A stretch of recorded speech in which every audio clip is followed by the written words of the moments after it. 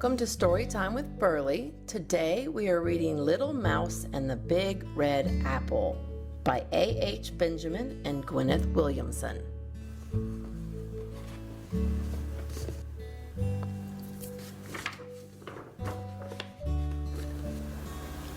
Little Mouse and the Big Red Apple by A.H. Benjamin and Gwyneth Williamson.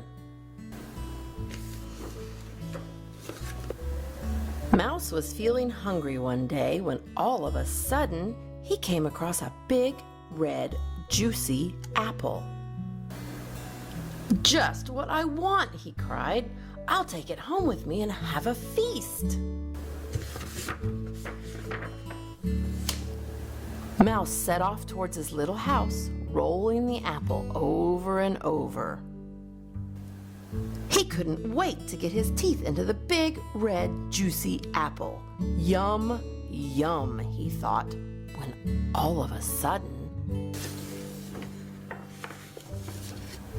the apple rolled into a pond. "Oh no," wailed Mouse. "What am I going to do now?" "Not to worry," said Frog, popping his head out of the water. "I'll help you." Frog kicked the apple hard with his strong back legs. It flew out of the water and bump, landed on the ground. "There you are," said Frog.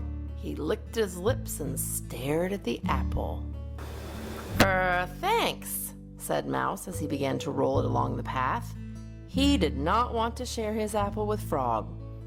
Mouse went on his way, thinking of the lovely apple dinner he would have later. His mouth was already watering when...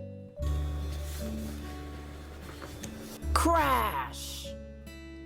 The big, red, juicy apple fell into a thorn bush. "Silly me," muttered Mouse as he tried to rescue his dinner. "Ouch, that hurt," he cried. "Those prickles are nasty." "I see you have a problem," said Tortoise, moving next to Mouse. "Leave it to me." Tortoise didn't have to worry about the sharp prickles. He had his shell to protect him. Without any trouble at all, Tortoise crept under the thorn bush and brought out the big, red, juicy apple. "Problem solved," he said, stroking the apple longingly. "I'm ever so grateful," said Mouse in a hurried voice, and he was off again. He did not want to share his apple with Tortoise. "I'll soon be home and biting into that big, red, juicy apple," thought Mouse. When... Thud! The apple rolled into a log.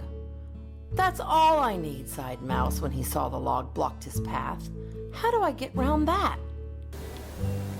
"Easy," said Mole, popping out of a nearby hole. "I'll dig you a tunnel." And she did.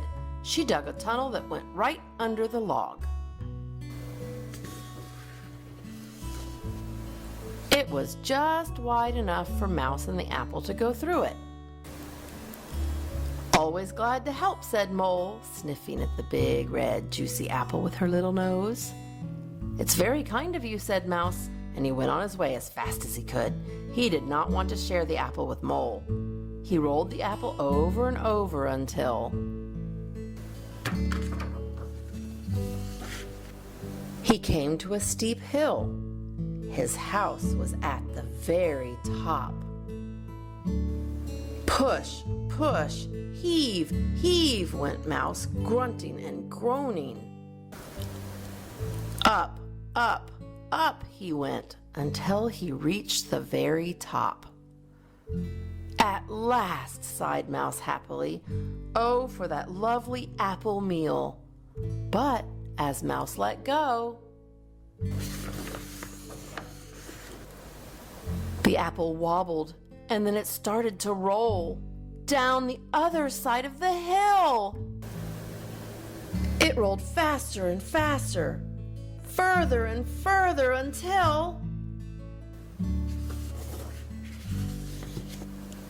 it came to a stop at the bottom of the hill.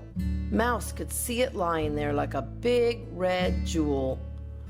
"Oh no," he cried. "I'll have to start all over again."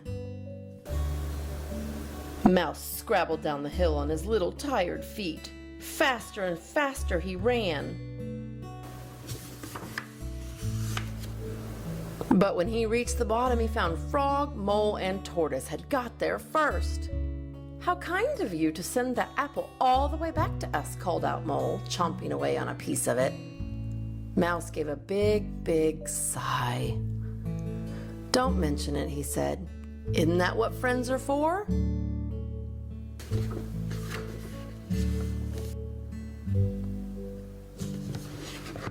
The end. That concludes our reading of Little Mouse and the Big Red Apple by A.H. Benjamin and Gwyneth Williamson. Thank you for watching Storytime with Berly. Please like this video and subscribe to my channel at Home with Berly. Thank you. Bye.